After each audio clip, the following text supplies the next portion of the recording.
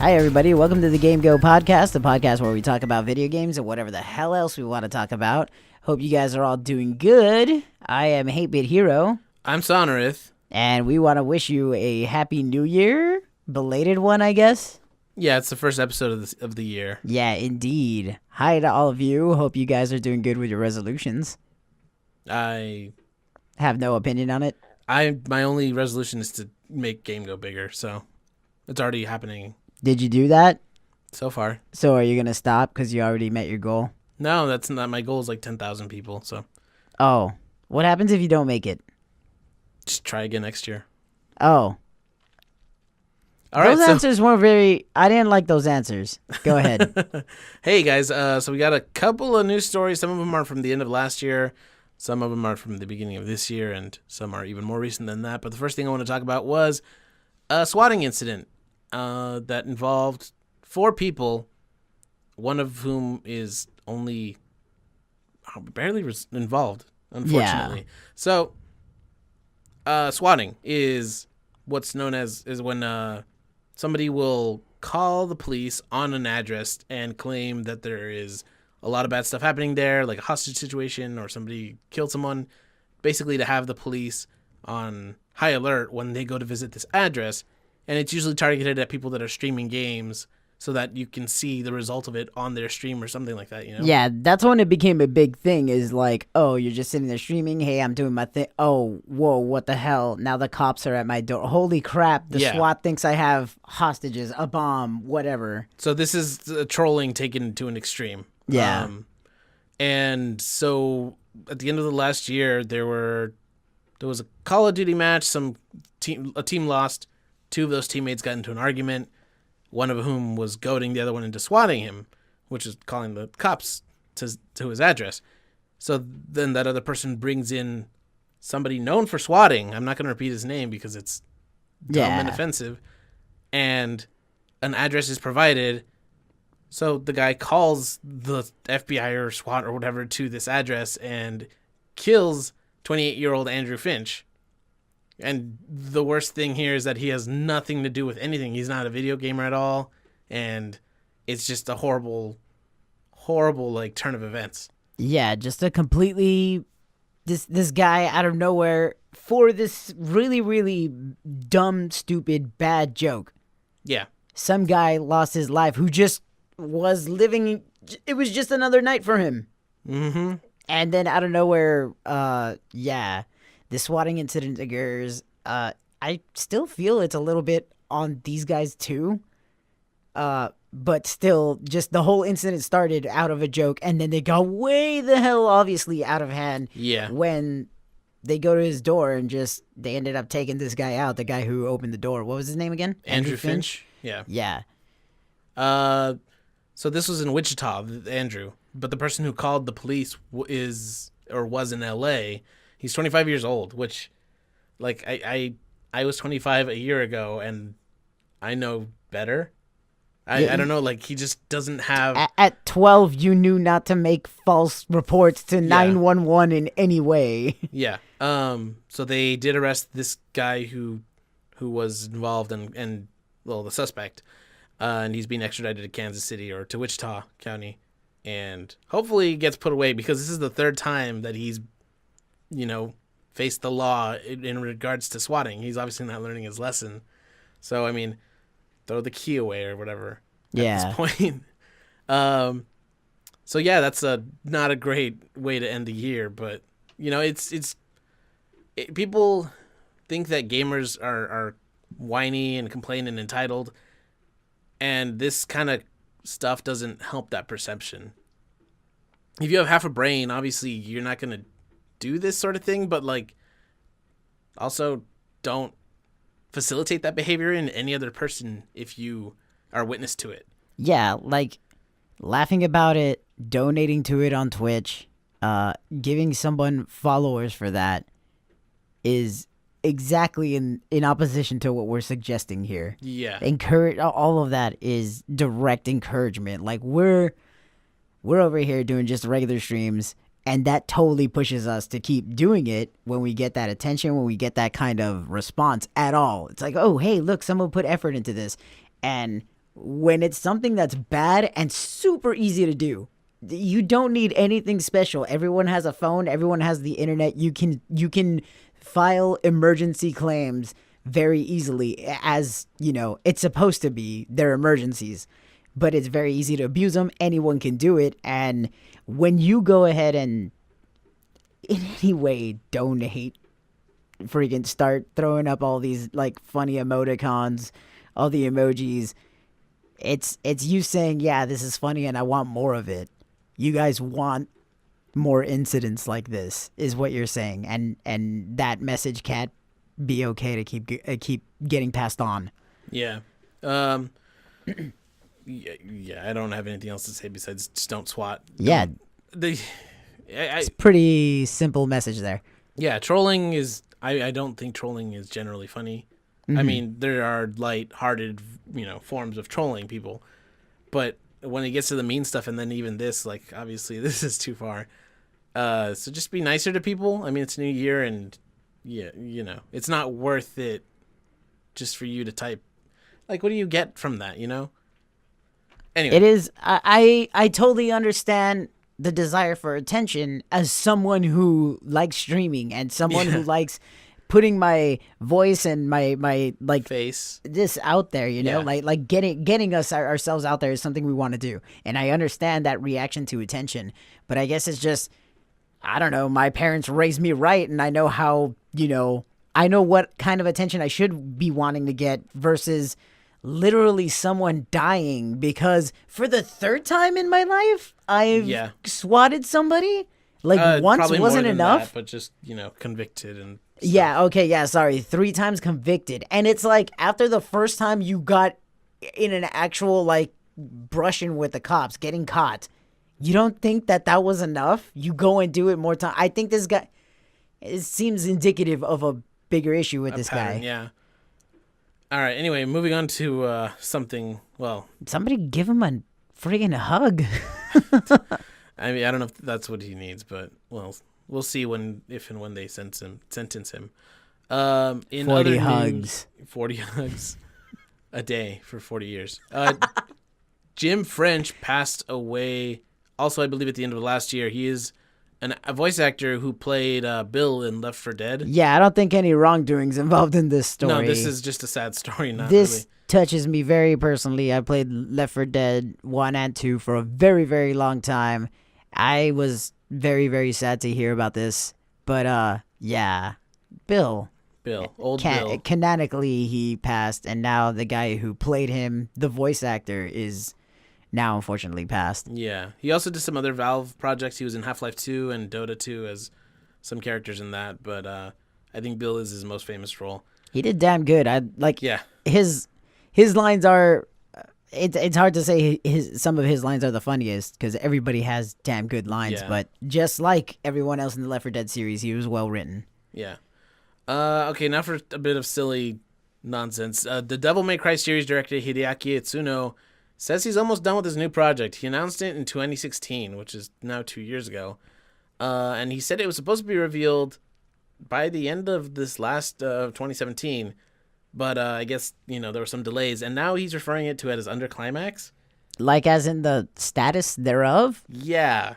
I don't know why he used Is it Climax to anyway describe it. Bayonetta involved? I don't think so. Because Climax is all over that. And this is him. I mean, Bayonetta is former Devil May Cry people. Yeah, but I don't. Whatever it is, I think it's almost out. Obviously, it's Bayonetta 3. Well, oh my he's God, not even the same Bayonetta director, 4? is he? He's skipping right over 3. They're announcing just another sequel. Okay, right away. Oh before my the third God, one's come out. guys!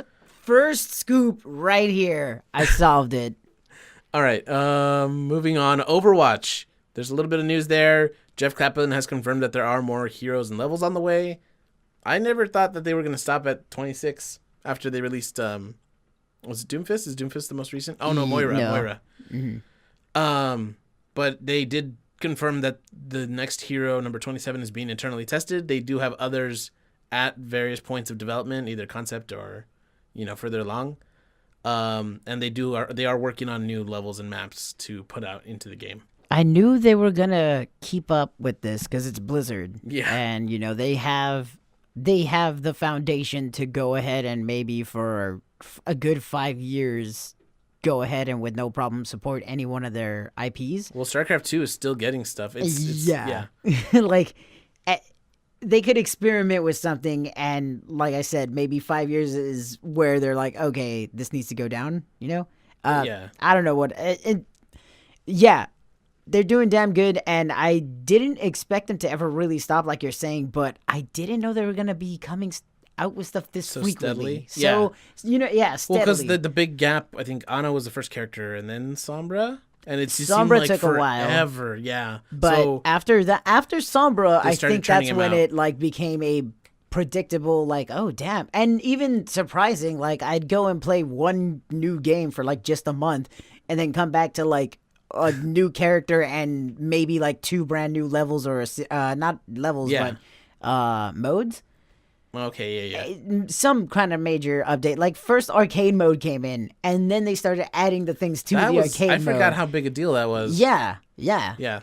They still need to add that one Blizzard Land map, by the way. Blizzardland. It's just like treating Blizzard's IPs as an amusement park. Okay. It's really Is that was that a thing? They showed that off at BlizzCon last year, and I have not seen anything of it since. Okay. So I'm hoping that like they even have Lost Vikings like Oh, represented in the park. So Torbjorn can camo. Sure. But yeah, that's good news if you're playing Overwatch or if you're wanting to get into it. Overwatch is. I suggest that for everybody and anybody. I think it's Yeah. good for entry and for competitive. I was not a fan of Team Fortress 2, and everyone's like, this is like that. It's a hero shooter with classes. I tried the beta for this, and it sold me on it. So if you've never played this, they do free weekends every once in a while. Download it and check it out because it's so much fun. And that being said, too, like I think this is a better introduction into class based Oh, versus like Team Fortress? versus Team Fortress. Well, Team that's- Fortress, I felt just. I tried it when it had come out. Maybe I didn't understand class based yet because I was very. Young. I was very. I don't know. Well, more like when I played, I just wanted to play whatever character I wanted to play, as opposed to okay. filling and being an A team player. Yeah, I didn't understand that concept then. Maybe I shouldn't say that. This is better at. I did way better in Overwatch Yeah. than I did in Team Fortress, and Good yeah, progress. The one thing I will say, though, is if you're going to play Team Fortress 2 now, the game's been out for a while. it's free though. Anybody That's you play the- against is going to destroy you Yeah, if you're just trying I guess that's a thing. it. Anyway, yeah. The Switch has been selling incredibly well. It's not even out for a year and it's already beaten like the Wii U's lifetime sales. Specifically in Japan, they did just release some numbers. They've sold in 8 or 9 months, they've sold 3.4 million Switch units in Japan. The entire lifetime of Wii U sales was 3.3 million. How long was Wii U? It was 4 years. Maybe. Damn. Because I know they had not Skyward Sword. They released Wind Waker HD. They released Breath of the Wild at the very end of its life. They released Super Mario Maker and New Super Mario Brothers U and Captain Toad. Like, so those games were all kind of spaced out. Right. So yeah, I think 4 years is probably around. Like, Jesus, the Switch is doing so well. Yeah. I'm so happy that they are. Like, I'm still not 100% over the fact that like I think I'm gonna get a couple of remakes here. Yeah. You know, Well, Bayonetta 1 and 2 is already when been we confirmed. first started this podcast, that was a big thing that I was talking about with the Switch. Yeah. And I'm super effing glad that while that is a thing, there is absolutely no absence of other titles on this thing anymore. I have absolutely nothing to complain about on this Switch anymore outside of there's Bayonetta, and now I can't even think of what other remakes Well, not they might. even. At least that it looks like it's going to be a 2-for-1 package. Yeah. They released LA Noire, Doom, and Skyrim. All have already been out, but like it's crazy to see these games coming to a handheld console. Right. And I think they're even selling well because I think Rockstar and Bethesda have all doubled down on their dedication. Wolfenstein 2 is still set to release for the Switch. So it's good that these big third-party developers are throwing their hat in the ring, so to speak. Mm-hmm. But then Nintendo still has a Yoshi and Kirby game coming out this year, I think. And the Yoshi game looks freaking awesome. It looks whimsical as hell. Yeah. So I'm really looking forward to that. And honestly, okay, so there's rumors that there's going to be a Nintendo Direct within the next week or two. Okay. And from all indications, if they have one, it looks like they're going to do an E3 type of like level of reveals. Okay. So, kind of holding my breath. I don't know who it was that tweeted. Somebody said like, this year has been really good for the Switch. What do you guys have like? Did you just waste it all in the first year? And somebody tweeted like, "Oh, there's more to come." Wink. Like, which they didn't have to reply to that. Right. And But also they did. with that bravado and confidence. So Yeah. I mean, I'm really, really hoping Nintendo has. I mean, I'm happy with what's coming out. I'm looking forward to being surprised by them. Mario Brothers 2 Remastered. All right. Honestly, I probably would play Knack it. 2 on Switch. We bought Sony, baby. Okay, donkey. Anyway, I hope that their success continues into the year because I know that the Wii had a very good first year. Or was it the Wii U? One of those two had a very strong first year and then it The kind of declined. Wii has gifts of it printing money. All right. Well, time will tell, Mm-hmm. I guess. But 2 months from now is going to be the 1 year anniversary of its release. So it'll be nice to look back from then and see what lies ahead. I'm really happy I have one. Yeah, me too. New Splatoon Splatfest. Speaking of the Switch, Splatoon 2 is going to be starting another Splatfest on January 12th. It starts at 8 p.m. Pacific Standard Time. You can get the shirt now and start doing the Scrub-a-Lub thing. It's great. I went team comedy. I will always pick a comedy over an action movie. So, By the way, the teams are comedy and action. yes. Sorry, I cut you off before you said it. Yes. I think comedy's orange and action is blue. I think so. I might.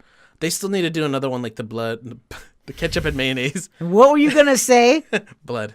And And mayonnaise. That was a really cool one. I would like to see them do something else like that. mm-hmm. Or even just something simple like what's a better color, red or green? And just have it just be a red A versus... color-based Well, they did one do that one they that can was- associate colors to. They did Pokemon Red and Blue in the first game. Oh, damn. Yeah, so I think that was also a direct color.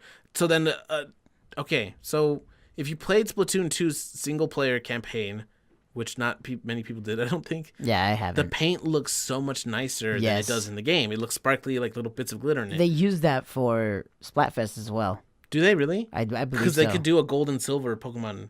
Oh man, that'd be cool, and it would look like the cartridges. Yeah. Oh my god, yeah. That would be cool. Anyway, so just if you're still playing Splatoon, if you're still playing Splatoon 2, go check it out. Yeah, I don't have the game anymore, but I know Hate's gonna be rooting for comedy. Although I Oh, probably would have wanted to yeah. pick the same team anyway. Comedy is always fun. Mm-hmm. Sometimes you can still have an action movie and like have a million things explode, but then if you're like, well, why though? Then it like kind of kills it. Okay, but you can have comedy be silly without. Is that what you're saying? Yeah. Anyway, all right. So moving on, the Miiverse has been archived. If you remember, the Nintendo Miiverse that was on the 3DS and the Wii U was kind of like somebody described it as Facebook without all the crap. And that was actually pretty good. That's a good description because if you want to talk about this specific game that has a group and you can sometimes you can even access it from the game directly. And it was, I would expect it to have been better moderated, like self-moderated in that Oh, community, probably. you know? Yeah. Well, that went down recently, unfortunately. But the website Archiverse has a full archive of the Miiverse. It's 17 terabytes of data, though. So, you can look through that. There's like millions and millions of messages and pictures and all this other stuff.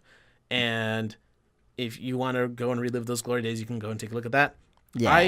We were talking about how much of a good idea it was. That's 17 terabytes of data for the Wii U, which was not great. Like the sales on the Wii U was a Yeah, failure. like we were just essentially. talking about. Yeah. And 17 terabytes of data is nothing to like, you Scoff know, about. yeah, that's a lot of information gathered in tiny little Increments. in tiny little squares, rectangles. The Put it like pictures. they're just stamps. They were pictures. They were just to them maybe even something smaller than GIFs and JPEGs. It was their own proprietary thing, I would imagine. That's and 17 terabytes of those things. Well, they also over had messages and comments and stuff. I actually, yeah, that makes sense. But But that's still a lot. a lot. That is a lot. And so, if anything, it does show that people would probably love to see Miiverse return in any kind of iteration, just something that is still a comment based hub thing. Yeah, especially playing some games. Playing Human Fall Flat on the Switch, and it's like a puzzle game with physics and your little human-shaped like beanbag, basically. Yeah. And so sometimes there's moments where I'd be like, I would like to jump into the Miiverse and be like, look at this cool thing I figured out, or how do I get past this, or is this really what you're supposed to do? Because it seems kind of obtuse or Yeah. arbitrary. So that would be a cool thing to do without having to go to Reddit or to Twitter or somewhere else, take a picture and send it to the internet so I can ask there. Miiverse should come back, especially with how big the Switch has gotten, or in the first year. Yeah. But yeah, if you miss it, go visit it on Archiverse. It's like Archive and Miiverse put together, the words. So Yeah. Archivers. yeah, I love portmanteaus. Toes. portmanteaus, like Portmanteaus. Bulbasaur.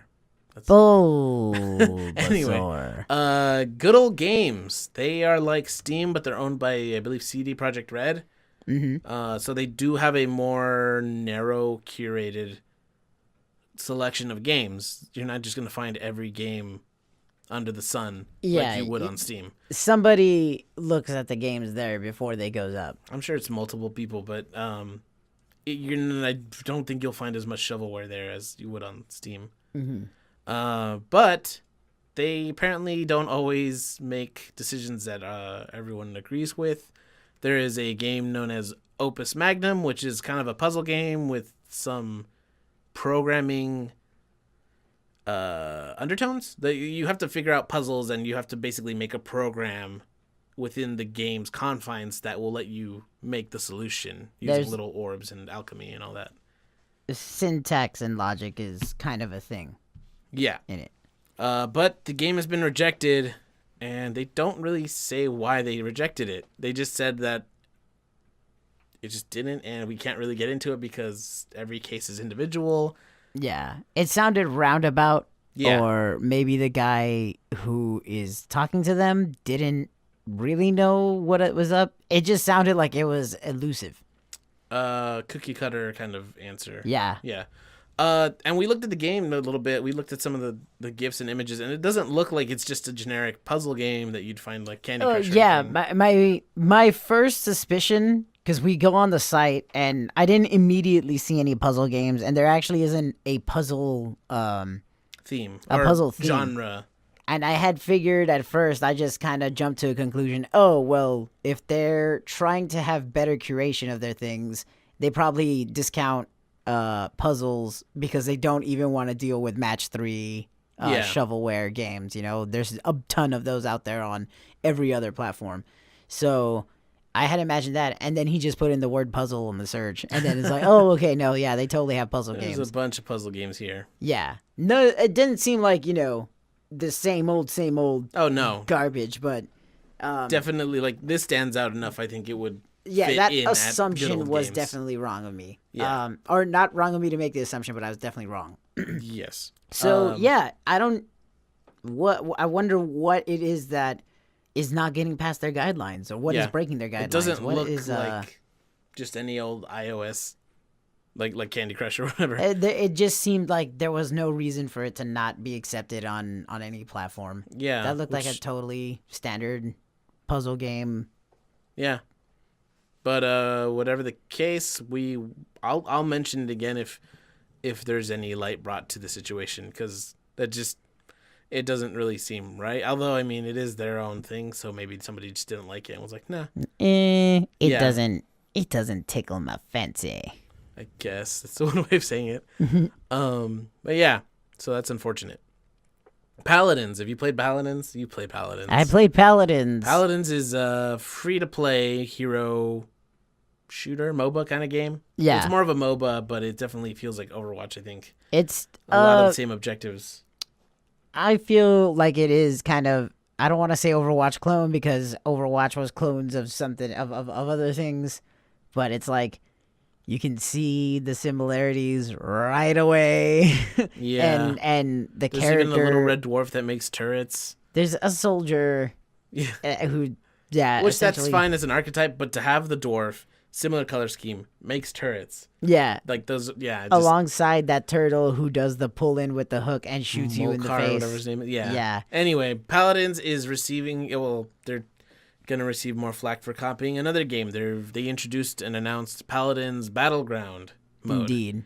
Which drops 100 people from the game onto an island, and you have to be the last one standing.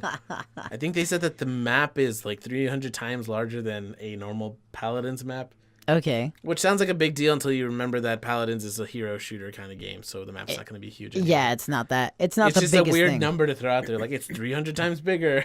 It's like, well, yeah.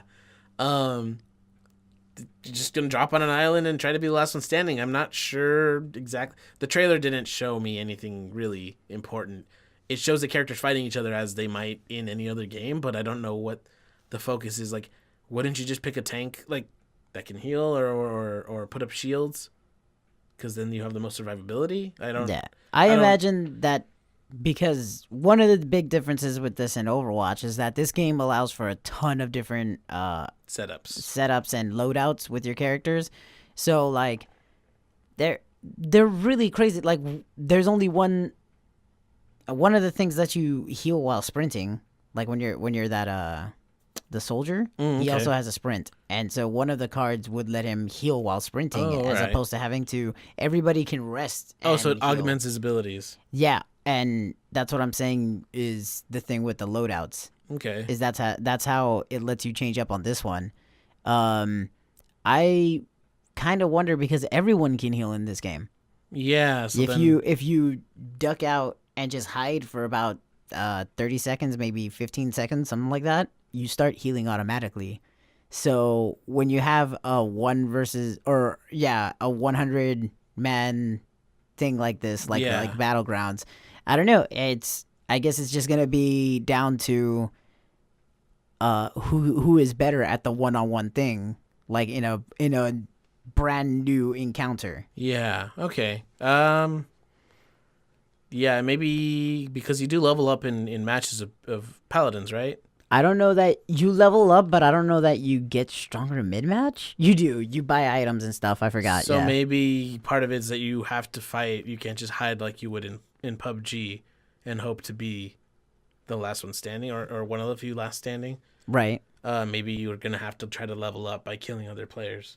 Otherwise, you're not going to stand a chance at the end when there's a level, 15, and you haven't killed anyone until you're level 1. Yeah. I need to get Battlegrounds. That's probably going to be on my next check. But I want to compare Fortnite. I want to compare Paladins and then the actual game. PUBG. And see how all of these go.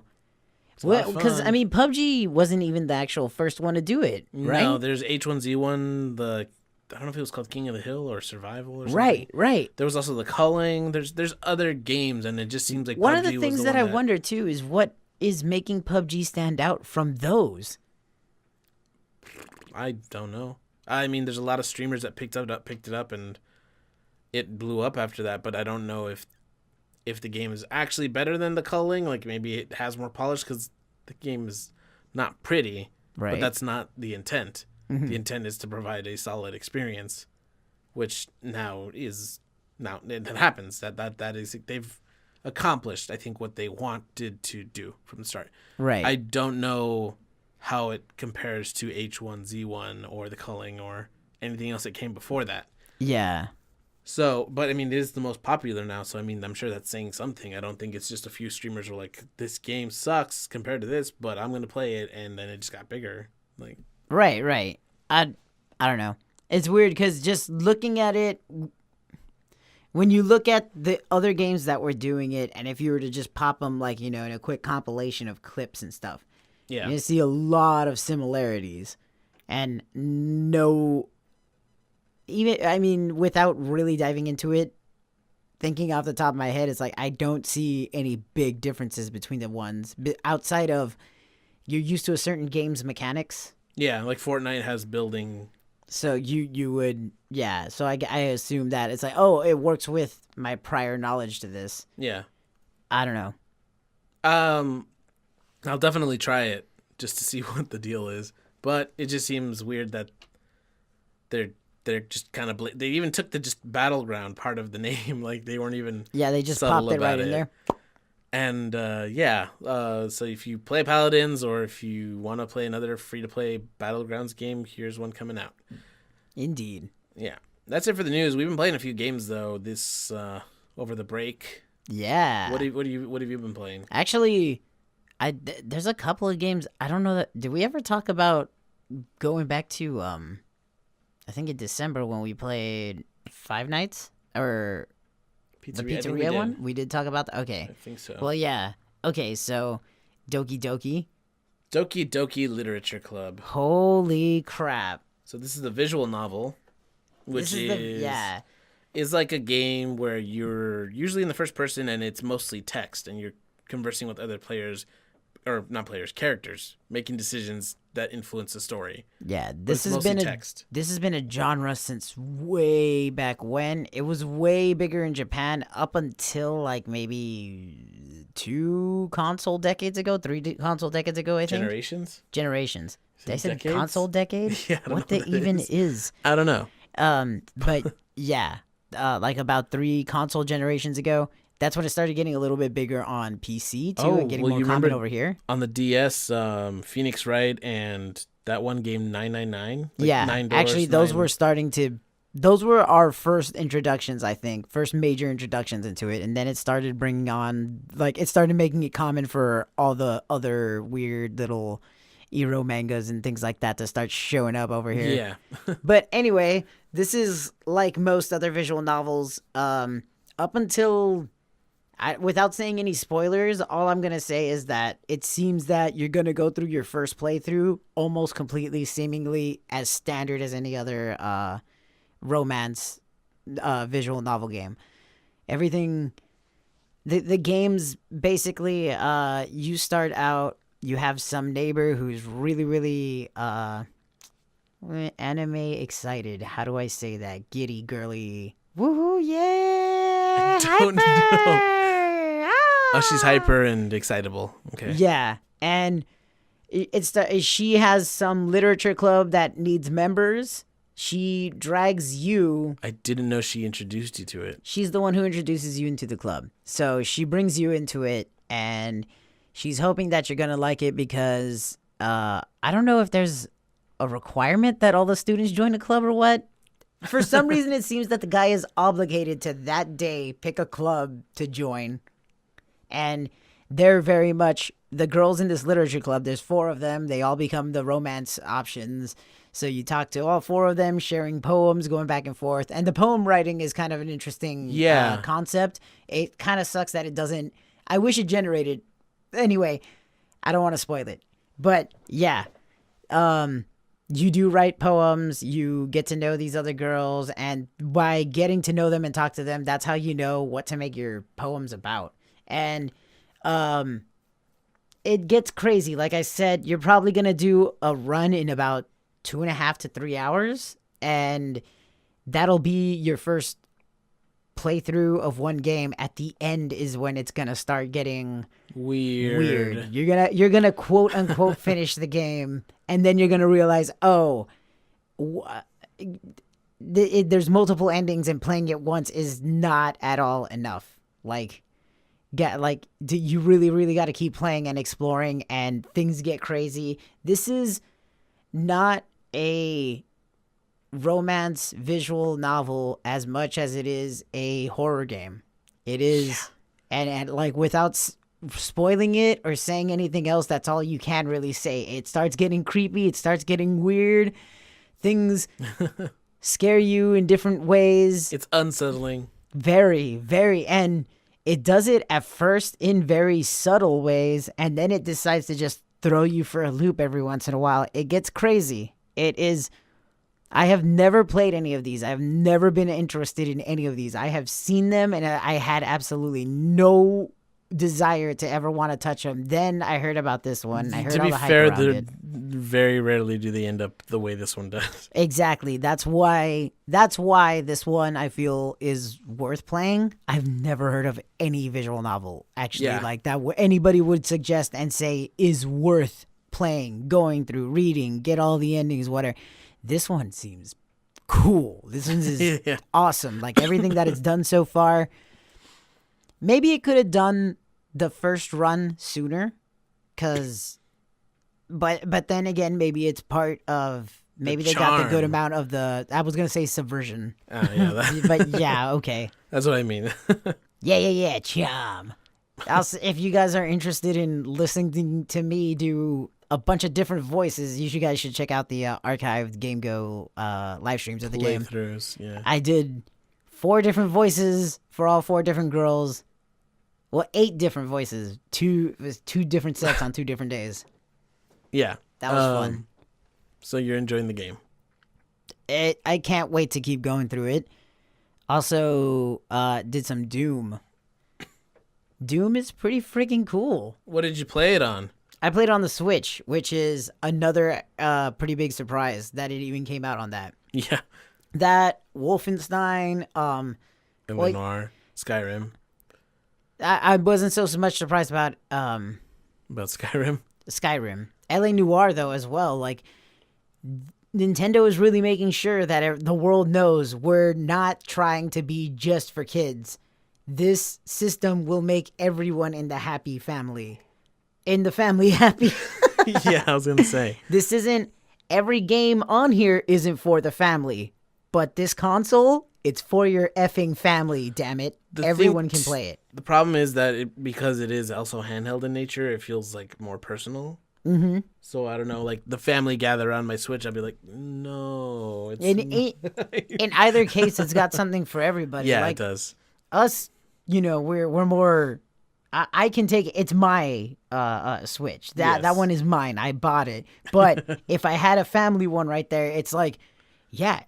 I can play my games on it, or I have games like Splatoon, Mario Kart, Mario Odyssey, like that are totally family friendly. There's even like Sudoku, I think, or Picross, the like puzzle games with the numbers and stuff, like just for your grandpa or something. I'm looking at you very harshly right now. I'm just saying, you're right. It has something for everybody. All right, so you've been playing lots of games on your Switch. That's good. Doom, specifically, I want to say that they finally did a really crazy good, different Doom that is still also sticking to its roots. I don't know. The Dooms that came out about 2 generations ago, Doom 3. Yeah. It had Doom 3 and like maybe 2 expansions. Those were okay, but they seemed like they were just trying to bring Doom into the current. They were trying to make Doom a la mode.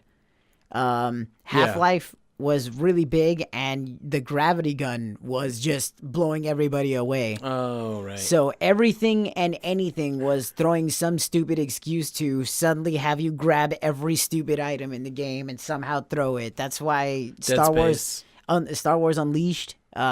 Force Unleashed. Force Unleashed. I'm sorry. Yeah. Dead Space had it even feels kind of shoehorned in the kinesis. Yeah. It's a cool feature, and they found a really cool way to use it with the spikes and explosives. But then sometimes the puzzles, it's like, is this really a puzzle? Is it a puzzle to just alternately fire at that circle and move as opposed to just shooting the circle? Yes, it is. So, whatever. But, yeah, this game Doom right here, it's really cool because it's breaking all the norms that you're so used to. Go find some cover. You'll be safe. You can heal behind it. You'll regenerate. Then, after you're done reloading, go ahead and shoot the bad guys. Right here, if you stand still for like 5 seconds, you're down to half your health. It's pretty damn awesome. Everything is always firing at you, and because you're only fighting demons that can't move, that don't move like a person, you can't move like them. They can jump around, they can climb on things, they can flank you a lot easier than any regular bipedal to like a person would be able to. Yeah. You are the person, so you're left to traditional methods, you know? They, however, like, let's say you do hide behind something for a couple of seconds. Give anything on that map that the time, and it will jump. Maybe I was gonna say behind you, but there is a couple enemies that use jumping on you as an attack. Oh God! All right. And it's because you stood still for too long, you know. So everything throws something to hit you with. Again, like completely discouraging of standing still, and it just breaks that mold that's been so expected where, oh, did you get hurt a little bit? Well, then go hide behind something and you'll be okay. In this game, you don't even regen health. To get it back, you have to go and kill enemies. Glory kills, execution kills, when you run up to them and do melee kills, those give you even more ammo and more health. So it encourages really getting up in their face, and it rewards you so. Like, it just... I think they wanted to be really actiony in the Doom 3 games, but they ended up being way too heavy on their quote-unquote plot, and and very repetitive in their environments. You couldn't tell a lot of the levels apart from each other. I'm not going to say that there's a whole lot of that yet in this one because I've only gone 3 or 4 hours, but maybe that is more than enough to say, but the environments look really nice. Going outside onto the surface of Mars looks beautiful, looking at everything. Just watching the destruction of some of the base is really cool in the background as it's like being destroyed. And then checking out the inside of the base where it is all industrial, regardless of how messed up it is from the demons being there, their presence, regardless of how strong the presence is of the different areas of the base, it all looks visually impressive. It all runs really well. On the Switch. You move super quick. Yeah, and then again, this is on the freaking Switch, man. Like, it's all just running like any other freaking, like it would on any other machine. It does it smooth. Bethesda apparently is getting the hardware down because that was something that a lot of the other publishers weren't getting on past Nintendo systems. It's like, yeah, we got your back, okay, cool, but they think they can just port it like nothing, and no, that doesn't end up working out. I remember when I used to be in the Call of Duty, Black Ops, and like Modern Warfare 2. Yeah. Around that time, I went to like Best Buy or GameStop or whatever, and I'd look at the copies, and it's like, here's Black Ops for PS3, here's Xbox, or Xbox 360, PC, and then the Wii version at the bottom. Mm-hmm. And if you look at like the back of the box, it shows you what it looks like in the game, and the difference is like astounding. So to hear that Doom, which has so much going on at any one time and is gory and over the top with its, you said what, brutal killings? Yeah, glory kills. You'll like put a shotgun in a demon's mouth and then blow their head off. Yeah, like, you'll jump, punch them in the face, snap the neck is the standard brutal kill. Yeah, it's relieving to hear that looks good on the Switch. Yeah. When you look at the back of Call of Duty Black Ops on the Wii. The one complaint I do have, and it's probably because you're going to be snapping necks and destroying, you're going to do those glory kills a lot. So they might get a little bit repetitive. But the one thing I don't like is the way the sound kind of goes not muted. There's like wet and dry sound, and I think what it does is it dries the sound, so it sounds like it's a lot of the bass, just the lower. Like if you're at a rave and you close your ear or put your hands over your ears, it does like a focus. Yeah. Okay. But only on lower sounds, so you're right there in a demon's face, and you just punched its skull to bits and then snapped its neck. You're expecting, like, I feel like you're expecting a little more than it gives. Okay. Because of that, I don't think it's to say like, oh, the soldier's that mad and angry and focused that's like what's going on. Yeah. It just seems like why does it sound so quiet? It seems like that was the decision to just anticlimactic. It feels like that. Okay. There's something unsatisfying about the sound that accompanies the murder of these hellspawn Yeah. demons. All right. Well, it sounds like you're having fun with it. Yeah, Small sound you design issues aside. have been playing this game, which I was surprised by. Yeah. Dragon Quest Builders. Uh, First look at the. Okay, so I've been streaming it, and for the first like 5 episodes of the stream that I've been doing, people I've fielded the question, "What is this Minecraft?" Probably 2-3 dozen times Yeah, because takes place on a world that is made of blocks. the voxels. It is a Dragon Quest RPG with Minecraft influences or elements. Yeah, if we're gonna do the really really genericized percentage. It's probably I want to say 40 Minecraft. The 60 is RPG. 60 RPG, okay. Because the building and the crafting is a huge part of the game as far as the story, but there is definitely more focus than just do whatever you want like you would get in Minecraft. If you ever played Dark Cloud 1 or 2, definitely feels kind of like that because you're the only person who can build things in this world. Mankind has fallen for the most part, and the villain and monsters just rule the entire world, the planet. You are born in a grave or reborn. I don't know. I guess you died at some point, and you are now the only person who knows how to build things. Like the concept of creating things from another thing is foreign to everyone you meet at first. But you quickly find your first town, and people start coming with requests saying, "Hey, can you make these things so that we can make the town bigger and better?" Eventually culminating in you build a stockade, which is just these big walls with demon flamethrowers and spikes, so that if you are ever attacked, monsters will just run right into those traps and get killed. So you're just rebuilding humanity's last bastion because that's basically where people died way back when. The story, there's 5 chapters, and each chapter has its own focus. So that first world was you need to build a place that will survive monster attacks because that's the big problem here is we're just getting attacked. The second place I visited so far is there's a plague around and you need to cure it and then kill the monster that's causing it. So each world has its own focus, and I think in the first world there was a furnace with a heavy emphasis on weapons and armor. This next world is more like you need medicine, you need to learn how to farm because you need clean water, you need food, you need to rebuild humanity's agricultural abilities. And so far the game is, the only problem I have with it is that there's you receiving quests from basically every villager in your town, which right now I think I have like 6 or so. So you finish a wave and then like 4 of them will have more quests for you. There's no quest log though. So if you ever forget what you need to do, you'll have to go back and talk to them, which isn't a problem because there is just the one town in each continent that like you're focusing on. So you're going to be going back there very often. But if you do forget what you need to do and you're like exploring the jungle or something, you're going to have to go back to town. Yeah, or I imagine even if it's something as simple as collect so much of this, this, and this, and you got 2 out of the 3 of them. Yeah. Now, wait, what was the last ingredient? I will say though that there are times where your quest is, can you build like a water purifier as an example.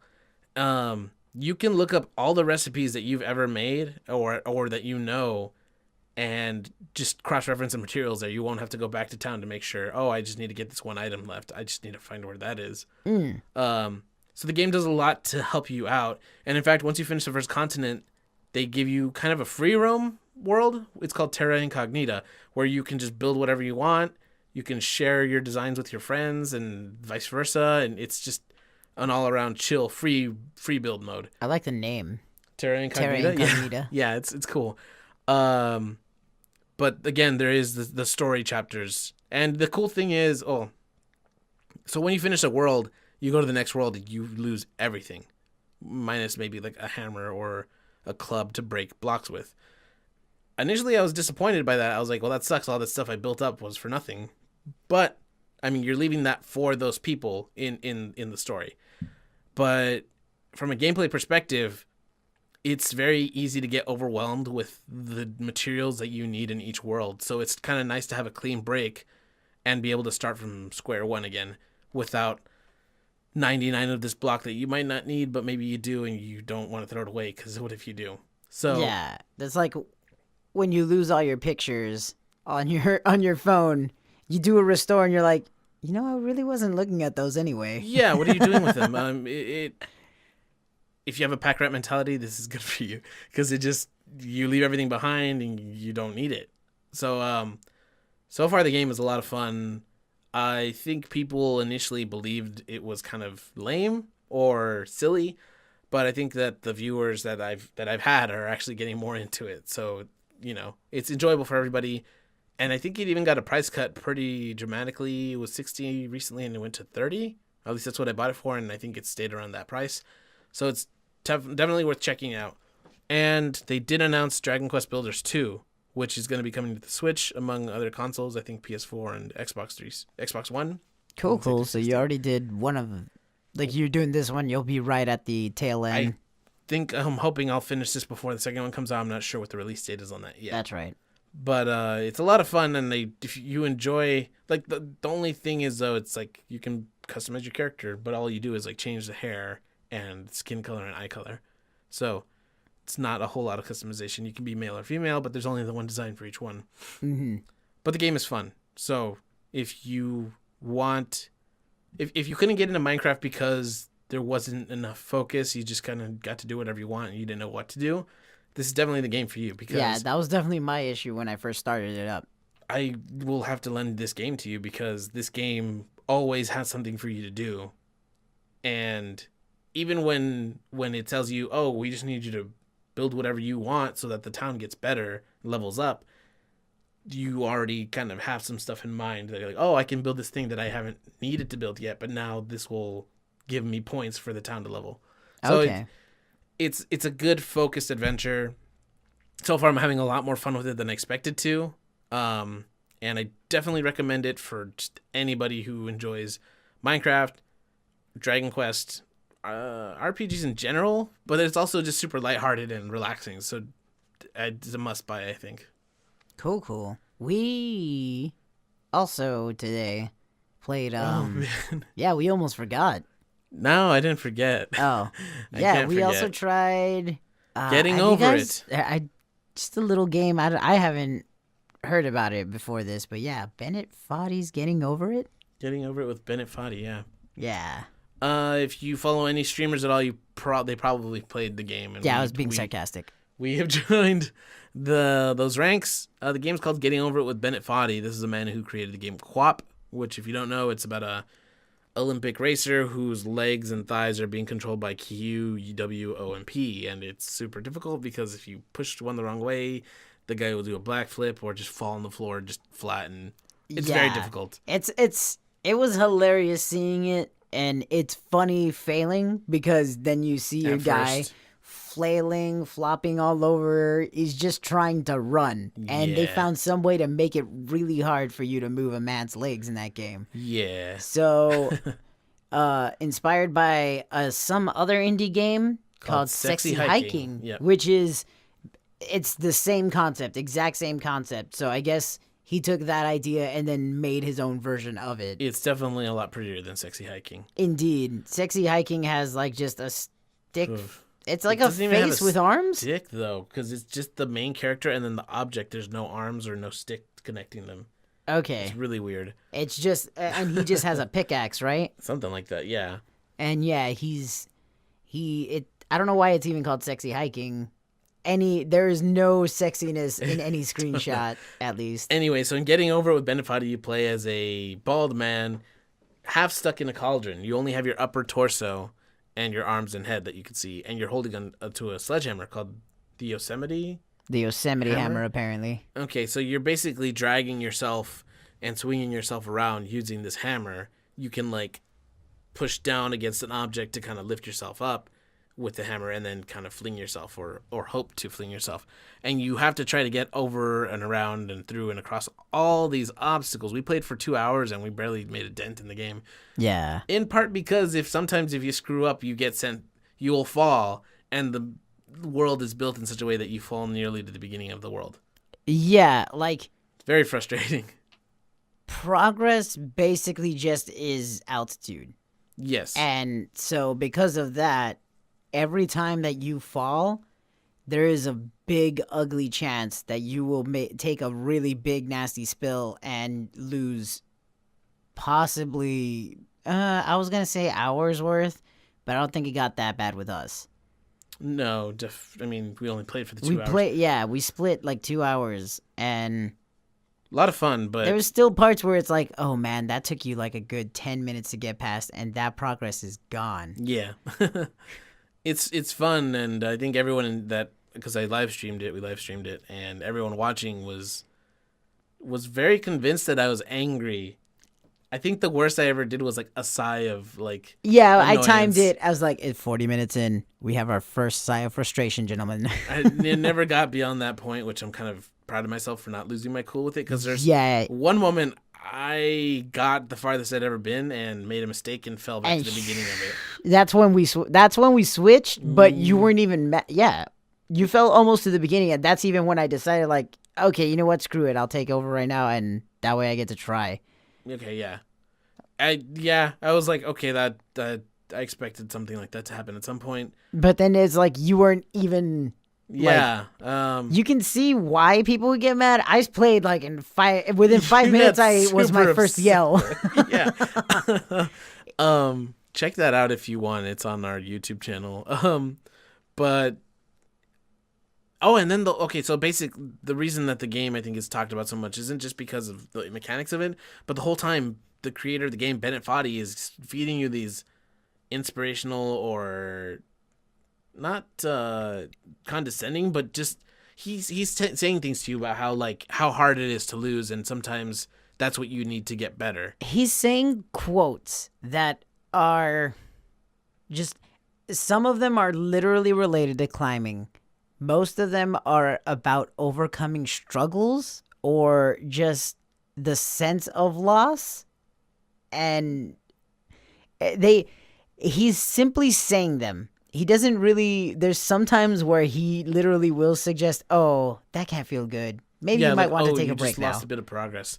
Maybe walk away from this for a bit. Is that he's saying them in such a neutral tone. I'm not going to say they're nice, because a troll will say it like that too.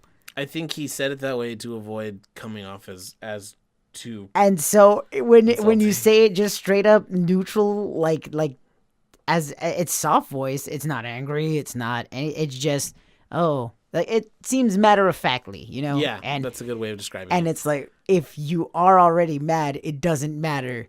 You're going to take that as trolling, and that's what. Like, you seem we were talking about it, and you say you seem conflicted over whether or not it's intentionally trolly. At first, I thought he's just being rude and kind of a jackass. Right. But then hearing other people talk about it seemed like they were convinced that he was genuinely, like, you know, feeling for you. Like, if you lose those hours or however long it took you to get up to a certain point, if you lose that because of a mistake, that something would come along that he would say that might kind of make you take a step back and keep your cool.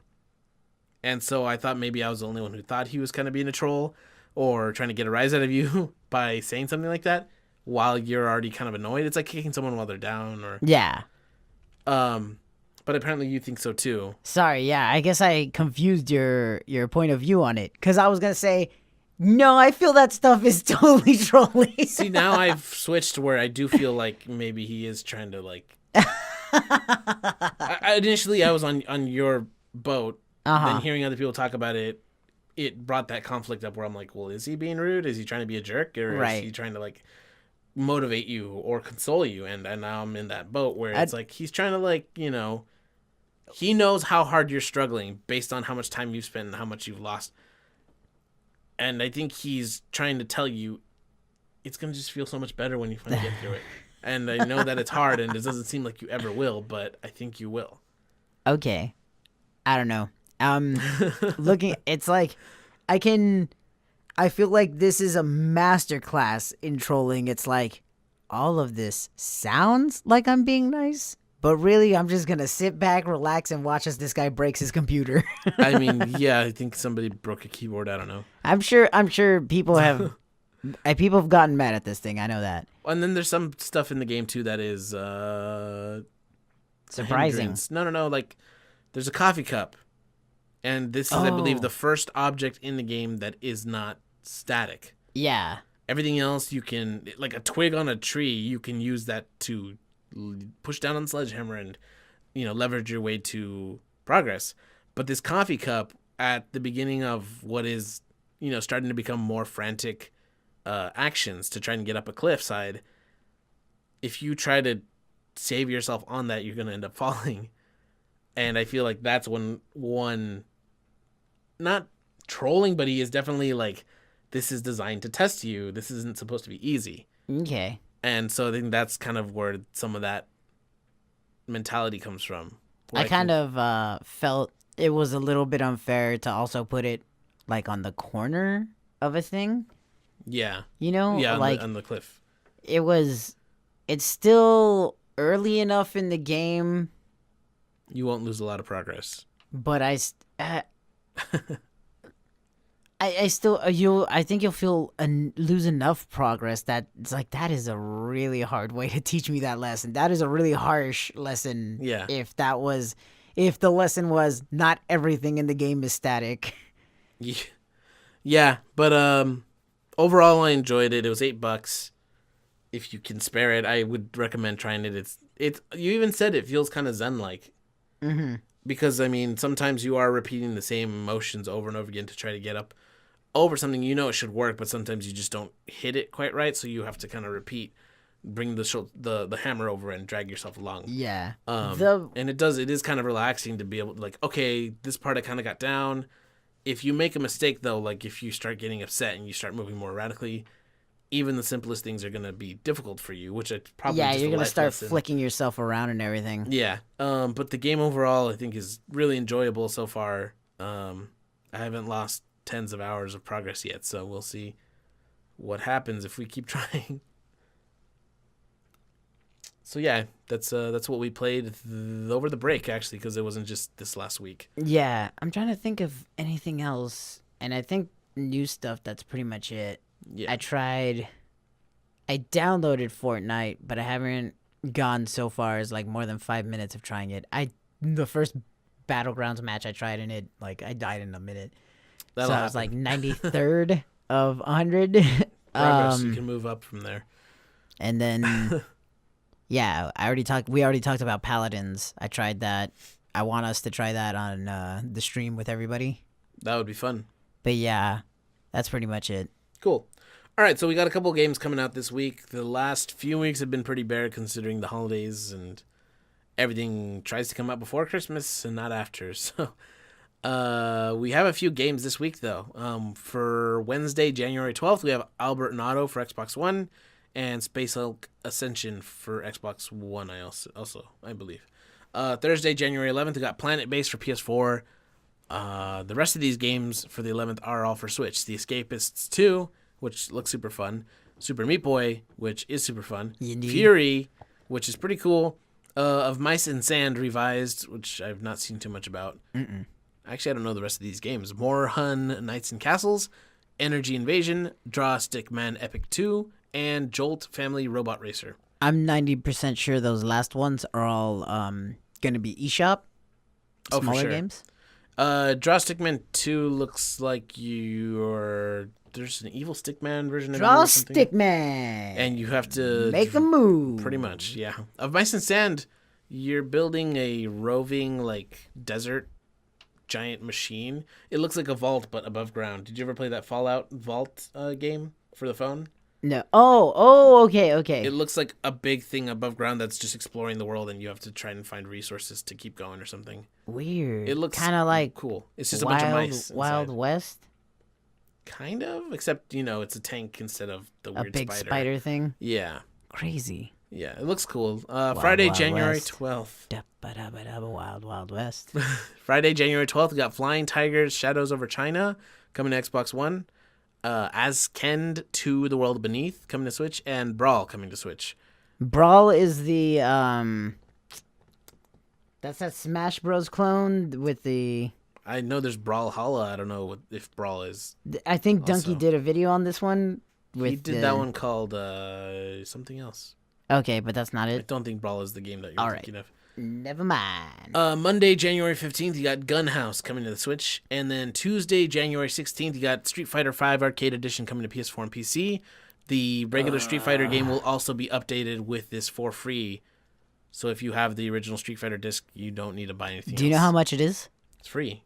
Oh, No. this version? Yeah. Probably 60. Because it's going to have all the DLC All the characters stuff. and stuff. But again, if you have the original disc, you It's all get this free. for free. Anamorphine coming to PS4. 3D Mini Golf coming to PS4. Albert and Otto coming to PS4. That came to Xbox One on earlier. Okay. And then Inner Space coming to Switch. Nightmare Boy coming to Switch. And Energy Balance coming to Switch. Cool. That's weird. There's a game called Energy Invasion on Thursday and then Energy Balance on Tuesday. I Are wonder they if they're related. connected?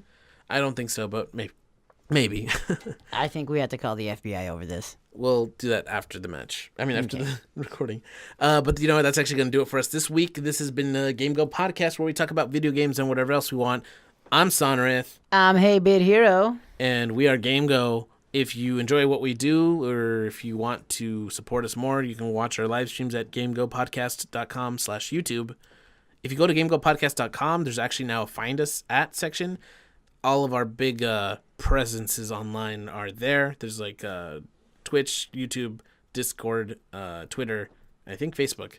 So go there, and if you want to help us out, if you like what we do, if you like the news we bring to your ears, Was that half Philip DeFranco? I don't think so. Maybe. Okay. If you like it all and you want to support us, go to GameGoPodcast.com/tips or donate.